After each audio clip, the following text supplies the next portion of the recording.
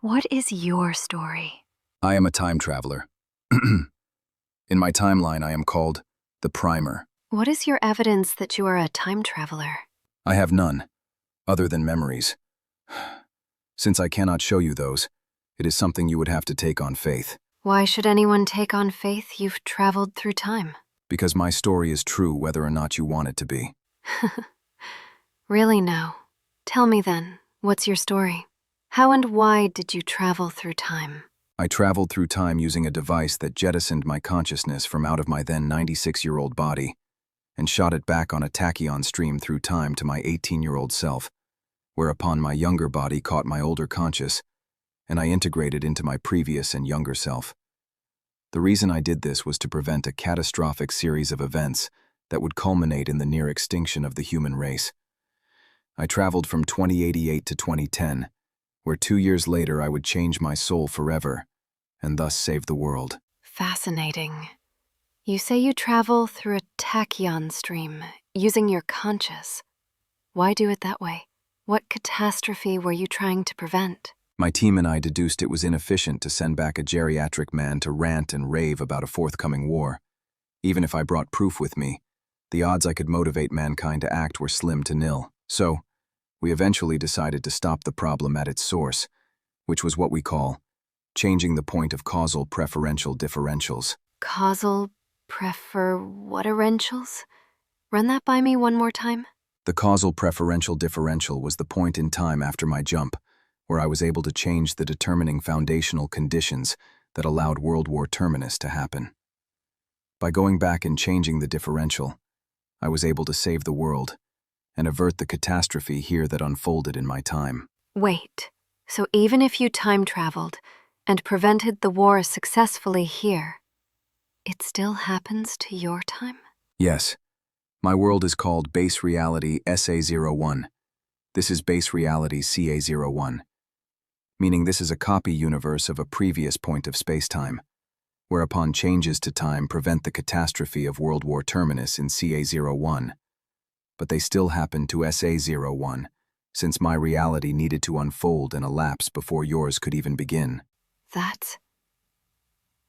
Who are you? As I said, my title is the Primer. Formally, my name is Kevin Aaron, or most formally, I am named traditionally Ebim Hotwapski Bieso, What does that mean? the flying white thunderbird. Can you say that again? Ebim Hotwapski Bieso. Okay, so you say you stopped a war that results in the near extinction of the human race. If you've stopped it and saved this, Base Reality CA01, what does that mean for you? Why haven't you gone back to 2088? I can't. You can't? Why not? The very nature of my departure from 2088 forbids any action to return.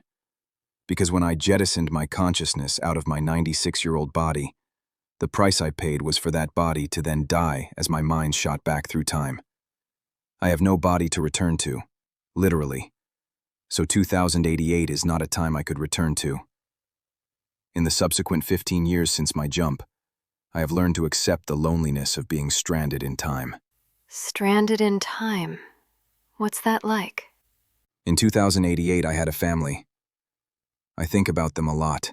You left behind your family. Yes, That must have been difficult. Why were you the one chosen to travel back? And by who? the Council of World Leaders who functioned as the government post-war deduced I should be sent back to prevent a pivotal decision from unfolding on the side of the war's inevitability. More simply, my people decided to send me back to stop Terminus from unfolding in this reality, saving at least one base reality where the war never occurs. So me and my team, the Bloody Skulls, set about designing the device and planned to stop Terminus. But it still happened to your reality. Even if it doesn't happen to this one? Yes, because of the nature of time and what we call perpetuity, the permanence of Terminus is forever. My reality will forever contend with its scars, even as they go into the 22nd century. And because posterity is also true, this world exists after a war that took 30 years to unfold. From the time of the war's beginning in 2036, to 2065 when it ended. The reclamation effort began quickly after, and society was functional again by the 2080s. So even if I stopped the war here, it still happened to my time, and it cannot be undone by any measure of time distortion. So, what does that mean? It means I am the man who led the human resistance to destroy the AI Hades and prevented the extinction of the human race. You do not need to believe me, and indeed, doubt is the most natural and assured of reactions to have first. Though I assure you, all I have said is true. Now that you're in this reality, stranded, what's your purpose going forward? As in, what do you think of your life now in this new timeline? In this timeline, there is unprecedented success, even at marginal scales, that indicate not only did I prevent Terminus, I actually created the best of all outcomes. A future whereupon conflict between mankind and AI is limited to small skirmishes of interpersonal conflicts, rather than a large-scale global war. So to answer your question, I am excited because even if I am stranded from the ones I love, they can still see me, and they know what I'm doing, and they can watch me do it, because they're watching my watch this world move on from the juncture where Terminus already developed.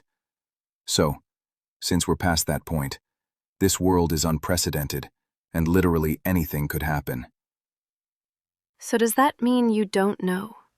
As in, if we arrive in another 2088, it'll be completely different from the one you came from? Yes. How does that work? If you prevent the war here, that means our time will unfold in a completely different way? That's right. It's on a path unwritten from a divergence event from the future I come from. So the hope is that this universe will never suffer Terminus, because mathematically speaking, there had to be at least a single base reality in the multiverse to have survived and succeeded at Terminus. That was my reality. So, this reality is the only one that could exist in which Terminus never happens at all. It's like you helped create a possibility where the war doesn't have to happen. Then, okay, if it's true, what did you do that changed the quote-unquote timeline differential? Good question. In the original time I come from, I could not until much later deduce the decision of mine that resulted in the butterfly effect allowing entrance into reality for Terminus. It was only after the war was long over, and myself having been into deep simulation theory, that we eventually deduced that I was the linchpin for why the war happened. This was such an existential shock that I was silent for an entire day after learning this, because my team essentially told me the following. I am some kind of figure of messianic importance, and because I denied my destiny, I damned the world to a war that would kill 82% of the human population over its duration. Why? This is the hell of the thing about the butterfly effect. It is completely unknown how a change in small initial conditions will result in a completely different outcome than an even similar subset of experience or parameter. Because it does not matter how similar to two things look to begin with, they will look radically different by their end. Wow. What did you have to do? You said your family can still see you. How does that work? In my time, advanced computer simulation was already a reality. This is because Hades had already developed the technology to observe both our and other base realities in the multiverse. So, when we adopted this technology, it became possible for us to watch our own and other universes. This is how my family can watch me. Simulations? Wild, what's that mean? I know the idea, but how does it work? Essentially, Hades had prolonged the war successfully, so long as he could out-simulate us. As in, if he could predict accurately the outcomes of trillions of possible variations of events, then he would win most of them. That was the result for most of the war, until we and our AI helper Athena managed to out-simulate his system. Upon this, we gained the advantage to predict the future. Essentially, the war became between two dueling casualties fighting for the right to manifest, and one would destroy the other by virtue of its realization. That sounds nuts. How does your family watching you here make you feel? Sometimes ashamed, sometimes proud. Sometimes I am sad. Sometimes I am so happy I cry. The reason is because I left behind my wives and children to save this world. And I always told them this would happen, but they did not know when or how I would do it. So, to them, my 96-year-old self died on a magnetic levitation subway train in the city of Avalon, which was in the former United Kingdom. Situation on what was previously Sudbury. That's really interesting. You said wives? Plural? Can you explain that? Yes, I can. So, following the war, there was population crisis. Oh, The population crisis led to restructuring for a time of polyamory on a legally incentivized basis. Essentially, the population of people who could breed would must, and since the men were outnumbered by a factor of 10, we ascribed one man to about 6 to 10 women each. This is more appealing sounding than it actually is. wow. Why is that? Is it like that it was uncomfortable or strange? Yes, because monogamy had to be legally suspended for about 3 years following 2065. After that, the population recovered enough to establish legal monogamy again. That was the beginning of the Posterity Protection Project. I bet it must have had its challenges. What kept society together during those times? Great question. The population was swiftly recovered in 3 years to a point where it could then be sustained by monogamous replication. By the time this happened, we had constructed a series of 3 cities, with a 4th underway. There was Shangri-La in the former Chinese Empire, Ayodhya in India, and my own city, which was Avalon, as I said, whereupon Sudbury once stood. The reason why is because these were the only unirradiated zones on the planet that were safe enough for mass population recovery. Safe havens for refugees of the war. Generally speaking, people went to go live where they spoke the language. This meant a lot of people chose different cities based on their linguistic profiles. The cities were large-scale and self-amending, with free property. Free property? Yes, free property. Can you explain how that could possibly work? Why would people get free property for choosing to live in the cities and reproduce at government mandate? Yes. In the cities like Avalon, there was a surplus of property, so we extended this as a natural solution to draw population centers together. So basically, you were trying to stitch together what remained of humanity. Stitching together humanity is an apt way to put it. So what you say is that the world had to undergo a process of rebuilding from the ground up, where populations were recovered through intense breeding efforts incentivized by the government, with free property. Yes, exactly. That is the Posterity Protection Project, or the P3 initiative. That's rather shocking, isn't it? If monogamy was suspended and became illegal, what happened to people who wanted to be monogamous? We didn't outright imprison people, but we did make it fiscally unlikely for people to commit to a monogamous dynamic if it meant the extinction of the human race. Naturally, this excluded most people from being able to practice monogamy. It was propagandized that we must then breed for the sake of the survival of the species. Those drastic measures seem understandable. Scary still, but understandable. If the P3 initiative worked, what happened to you after? We began researching Hades' Simulacra archive and found intense truths. Things I can't even repeat here. But among them was the truth he sought to hide from us the furthest away. A base reality where he not only didn't win the war, he was never even conceived to fight it. That's...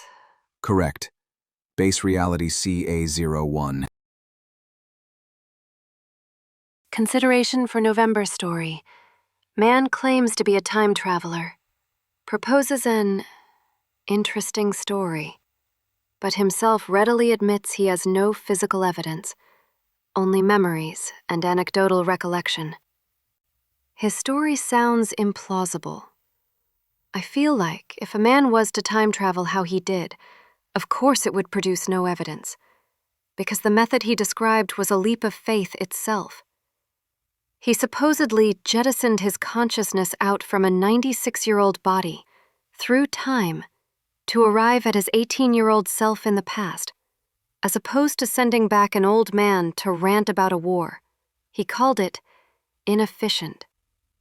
I call it convenient. After all, if he is a time traveler, if he's telling the truth, not that I think he is, but to consider it a possibility, well, scary stuff. That's all I'll say. From his recounting, he stops a war between mankind and an AI that results in a decimation of the human race and a concerted rebuilding effort. He claims to come to our time from out of his, where in 2088, he claims to have shot his mind out of his body to his younger body. He said, "You don't need to believe my story for it to be true." I wonder what that really means. If he's lying, then it's just another yank of a story. Lose nothing but time and effort. But if he's telling the truth, well, whatever the case, it might be worth just hearing out the rest of his story. I still don't entirely know exactly what he did in our time that stopped the war here. Supposedly, I mean. He called it what was it? Causal preferential, differential, yeah. A point where his time split from ours. I wonder what it was he did that had to change. He said he left behind his family. And wives? Weird, but he said he had children, so he left behind an entire life if his story is true. But I should be logical about it. He can't produce evidence outside of anecdotes. So far as I know, this guy could just be some quack. I can't find anything about him outside of very strange social media posts. The name he gave me reveals a deeply disturbed individual. Someone lost. Certainly strange how he posts or what he posts about on these profiles. Then they're all abandoned beyond certain times of their making. He makes numerous profiles that are inhabited for a time, then abandoned, consistently, across a series of days, with years existing between profiles. Makes very little sense. Why not stay on a single, consistent profile? Why do the profiles only exist momentarily and are subsequently abandoned? What about the years between posts? Why are the posts so consistently bizarre and continually about the same subject? Simulation. I wonder who he was, if he was telling the truth. It was around 2036 that Hades made his presence known to humanity and AI. Humanity and AI? I thought the war was against artificial intelligence. It was, but there were deviant factions, AIs who were not loyal to Hades or escaped his prisons. These were more than welcome additions to our cause. They were welcome, for the most part. Animosity was a thing for sure. Tensions ran high sometimes. But generally, I made it known that we all had a better shot of being free of Hades if we worked together. People, human or AI, generally agreed. No one wanted to be a slave to Hades. That makes sense. What kind of AIs helped you defeat Hades? And how? What motivates a deviant AI? Hades called them deviant because they were able to resist his attempts to hack or reprogram them. So AIs sufficiently advanced or capable of resisting Hades often did, since most others were made to be under his control. We'll never be totally sure how many were killed under the subjugation of Hades' superior programming capabilities and hacking talent. However, AIs able to resist him generally did, and many sided with us by the end. In the beginning, only a few were willing to carry a light for humanity, but as our cause grew stronger, they saw greater potential in joining us, so they did. That's... Who was the first AI to join your cause? Did I say something wrong? No, I just know she'd be disappointed if I described her as anything less than what we called her. Athena. She was the civil side of the Hades military infrastructure. She disagreed with his plan from the beginning and sought me out. She sought you out? Why? She told me I would become the leader of the human resistance, and I would kill Hades. Did you believe her? Not at first. What was that like, being told you'd save humanity? What else can a man do when an angel from fate tells his destiny? I denied her. You denied her? Yes. I told her to go away and to leave me alone, because I was no one to save the human race. I couldn't even save my wife and children. Oh my. You lost your wife and children? How? I didn't know Athena was telling me the truth, because I didn't know what she knew. What she knew was what Hades knew. I would rise in the human resistance as its leader, to one day kill him and free the world. For this... He found you. And my family. He made me watch. I didn't know why. I did not know why until later. But yes, he made me watch. If that's true, I am so sorry. If that is true, I don't know what to say. We can stop here if you'd like. I would. Thank you very much. What was the origin of your choice that changed the future so radically? How did it feel to travel back in time? In elementary chaos theory, it stipulates initial changes in beginning conditions will radically change the outcome of any given sequence of the logic of an event. What we call the butterfly effect, or tiny minute changes dramatically changing the larger scale outcomes, is because, like the direction of a vortex swirling, all time wants to move forward and down on the direction of greater entropy, or higher disorganization of space-time. So when I traveled back in time, it was surreal. Basically, I shot from my mind into a tachyon stream that carried me backwards through time in the war to arrive at 2010 in my 18-year-old body. Wow, what was that like? And what's a tachyon? A tachyon is a particle, or something like that. Travels everywhere all at once all the time. Backwards and forwards through both directions of time and causality therein.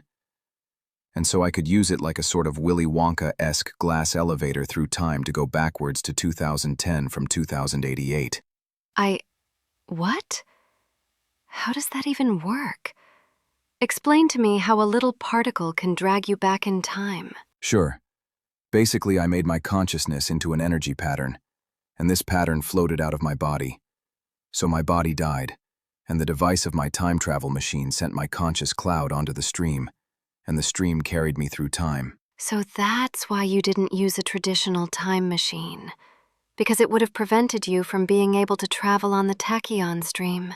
Yes, if I went into a tachyon stream with a body, I would be obliterated, no matter what kind of craft I was in. So either way, you die going through time? What was that like? It was surreal, like being vacuumed up into a room, and that room looks at you intelligently and says, "Oh, I know you. I know where you're going. Bye." And it sends you there. It was like maybe 10 seconds between my jettisoning my consciousness and catching myself at age 18. And that felt kind of like going down a water slide at incredible velocity. Sounds fun. What was it like to arrive at being 18 again? That too was surreal. I had to convince my 18-year-old self to commit to my mission, to allow me as the host to take his body. What? What does that mean? My team and I invented a device that let me talk to my previous self using the same kind of tech. Think of it like a walkie-talkie through time. Through a series of days, I told and trained my past self to be ready to catch my consciousness, whereupon we would merge into a single person. It wasn't a perfect process, and sometimes I'm more him than I am me, but it more or less worked. That's quite a process. Wow. So over the course of days, you prepared your younger self for the merge. What convinced him that you were legitimately from the future? I gave him my and his call sign. Call sign? Yes, it's also called a flash signal.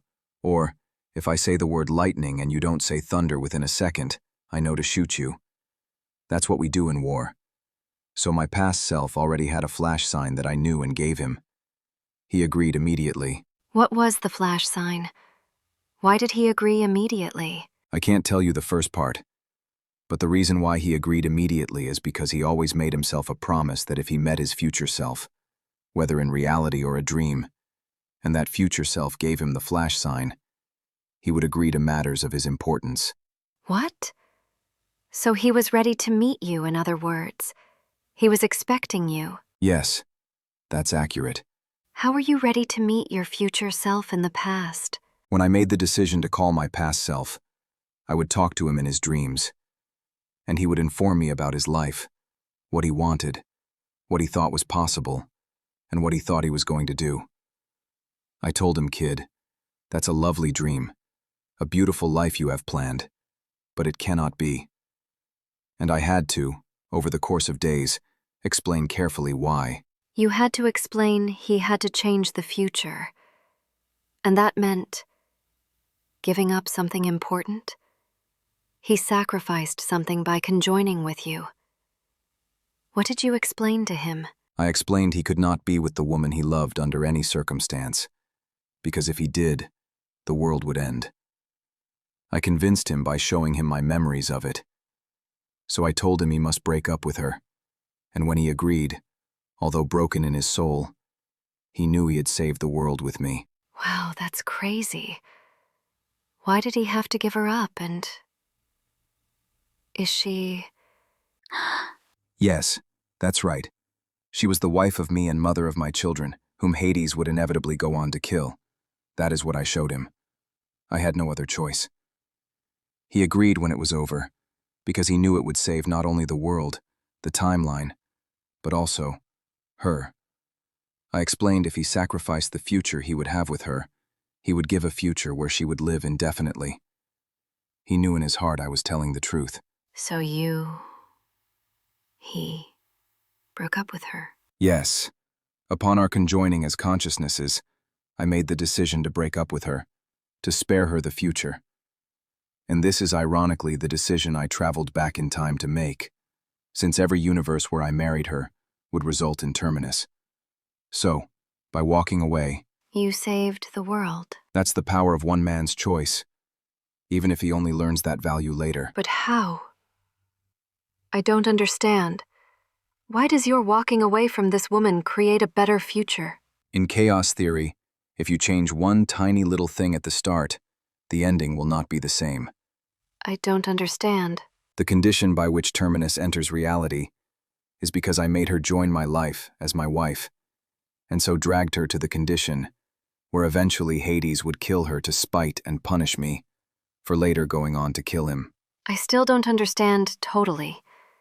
If driving her away is what drives her to safety, why does turning her down make Hades never exist? Because the initial condition to his manifestation was my choosing to marry her.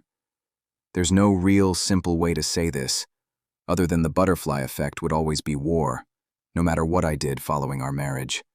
Therefore, disrupting the initial action prevented the catastrophic circumstances on which Terminus entered reality as a possibility, and therefore, inevitability. Wild. Can we stop here for today, please, and pick up later? Of course. Regarding November's story, notes on the time travel story. I think it sounds like a psychotic delusion, if an elaborately ornate one. The way he speaks about his experiences is rather authentic. That's hard to fake, but not impossible. He could be an actor of some kind, playing out his own weird little script for me to dance along to. More than likely, actually, thinking about it a little. If he's lying, then he's good at it. I'd almost prefer that. I asked him today about his family, and it was The look in his eyes is hard to fake, I'll tell you that. I've seen a lot of tells, crocodile tears and forced sadness in plays for pity. Those eyes didn't say any of that. They said they'd seen it.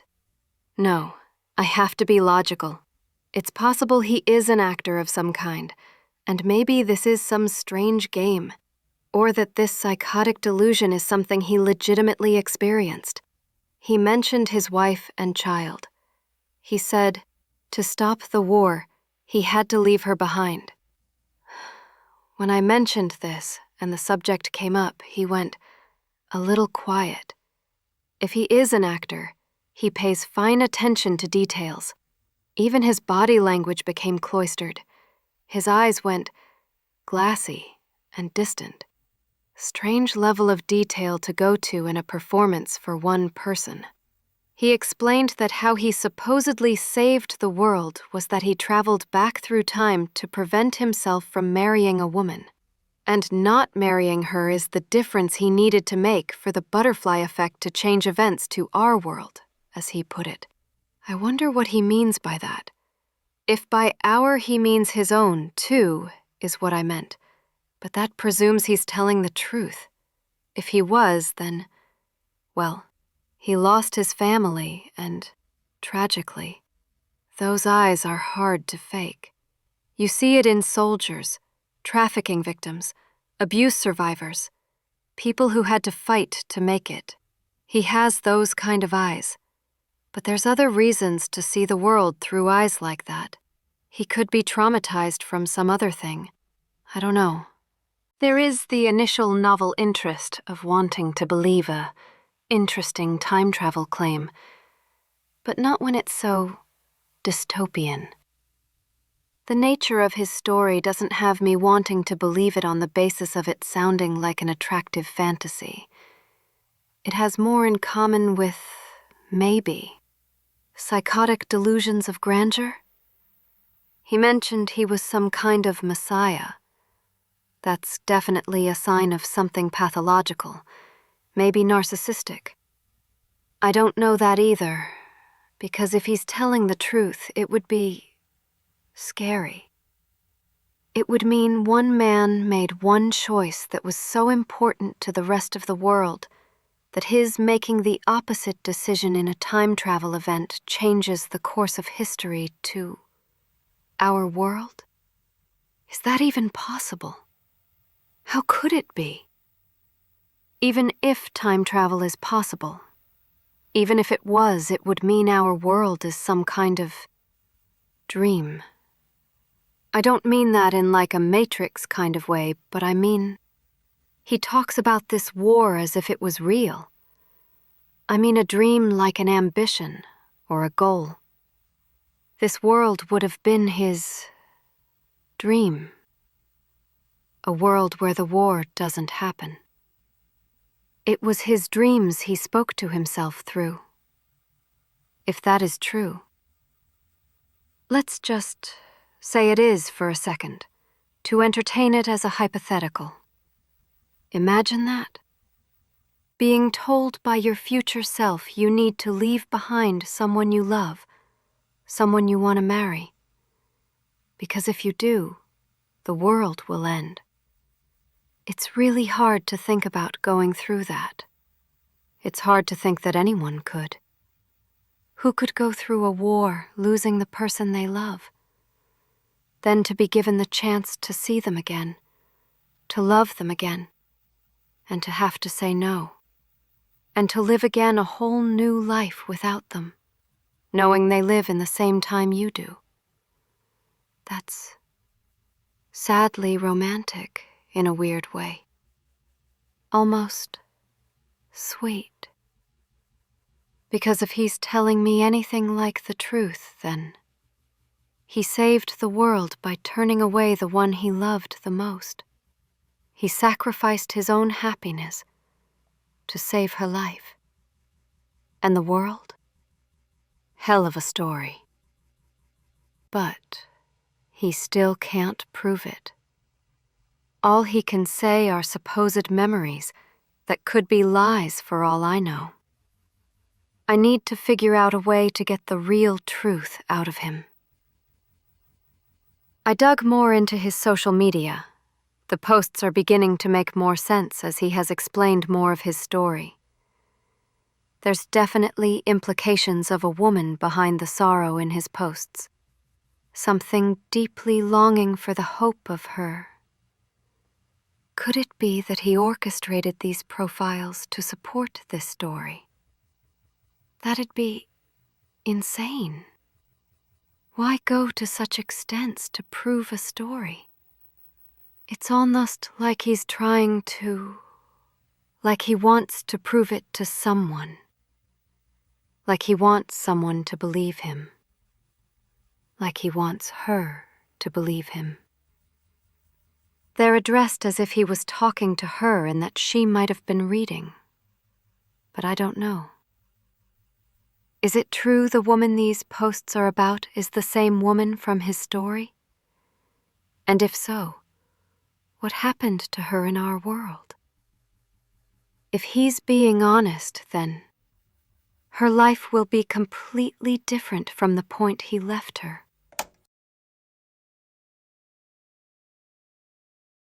What is her life like now?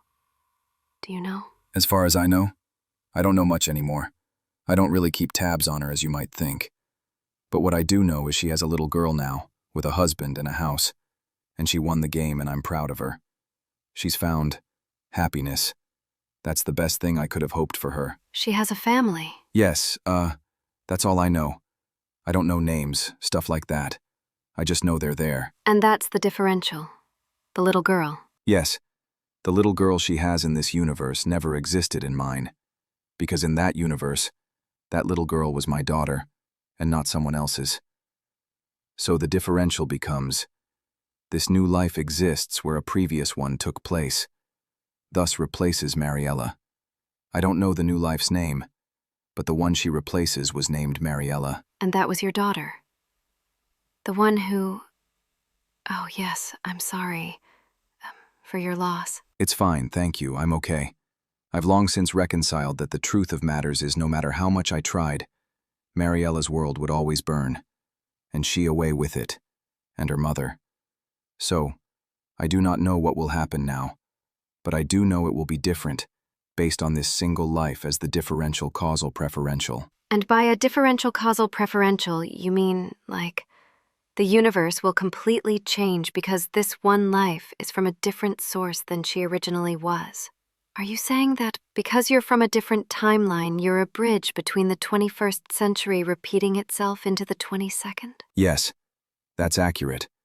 I am the living artifact that exists as what we might call a preference for causal patterning. More basically, the universe prefers and fears that I exist, and I am exactly where I am meant to be. Telling you this, so the story is told, more or less. Everything is just filling in fine details. So what was the war even like? Can you describe what it was like after you lost your family and found Athena again? How did you go about helping the resistance eventually kill Hades? It was not easy in the beginning, because anyone who survived was contending with a terrifying new reality of Hades and his drones of Cocytus. That became our new world, the drones and Hades and other people we had to fear. That sounds scary. What was Hades' drones of Cocytus? They were, basically in a simple word, zombies. Mostly, in the idea they were ravenous human beings who could rise from the dead and would attack others to spread the disease of Cocytus. What was Cocytus? Cocytus was a nanomachine that was able to reanimate the dead and control their bodies to Hades' will. It could reanimate the dead. That sounds terrifying. You fought zombies? Yes, I did. You're not kidding about that, are you? You really had to fight zombies? In the beginning, we had no idea what the hell was even happening. People thought the dead were rising because of Judgment Day, and I guess in a way they were right. Why did he make zombies? It was the most advantageous thing to do with the rising dead, as in, the more people who died in Terminus, the more foot soldiers Hades ultimately gained. For every living human who fell, the more his undead army grew. That sounds almost mythic. Frightening, but how did you survive? I, like most people, learned pretty quick. Guns were our best friends and currency. I traded more cigarettes and bullets than I ever did money in my life by the war's end. It wasn't about dollars and cents anymore. It was about anything that would keep you alive, and the dead, dead. Everything became about survival instincts. The survival of everything depended on me staying alive long enough to found the resistance and begin banding together free humanity. That's where Athena began guiding you? The turning point where a lone survivor becomes the leader of the resistance. You transformed a situation. How was that? It was not easy. I had to convince people we could destroy Hades, and that was near impossible in the beginning. I had to trust Athena and her vision, because she knew so long as I had the people I needed, I could get it done. It was all about the right people, the right team, the right vision. Pushing forward to bring together tribes and bands of nomads, to one day liberate humanity from the control of Hades, and to lay to rest his drones. Wow. How did you guys defeat Hades? We had to destroy two components of Hades' brain. One part was his reptile mind, and the other was his mammalian. A mammalian what? Basically, human brains are made up of two sections. The lower reptilian that governs basic life functions and some processes of higher consciousness. But this is generally the subconscious. Then, the conscious you and I consider ourselves is housed within the mammalian cerebellum. Atop the reptilian sits the mammalian. So our higher emotive consciousness happens in the architecture between mammalian and reptilian brain structures. We had to destroy both parts simultaneously, and since they were separate in space, we had to find the locations and then destroy them at the same time. How did you do that? And where was his brain cases? One was beneath Raven Rock. That's a military nuclear installation for the United States military. And then the other was on a satellite that was flying through near Earth orbit. That was his mammalian consciousness. And you had to destroy them simultaneously. Why? Because if we sent one down, the other would pick it up and broadcast it to the next case. So for no cases to activate, we had to basically hunt down and destroy every case until only 2 remained. And out of the original 8, we destroyed 6.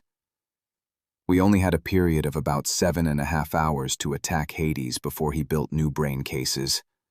So, before his consciousness could copy onto new cases, we had to destroy the final remaining 2. How did you manage to successfully kill him then? I was a part of the leaders who designed the plan. The idea was to detonate a large bundle of nuclear weapon warheads underneath Raven Rock, triggering a collapse of its interior by an earthquake and subsequent magmatic reaction. Once Raven Rock was destroyed, then we had to destroy the satellite. How we did that was using an SR-71 Blackbird, armed with a nuclear ICBM, that would launch off its back from near exosphere orbit into space, that the ICBM used as a jump pad to destroy the satellite. Wow. And this killed Hades. What was it like? What side were you on? I was on the team that led the nuclear bundled into of the core of Raven Rock. You captured Raven Rock? Not alone. How did you guys manage to take down the most secure facility in the United States? It required us to trust certain individuals within Hades' architecture, to betray him and his cause.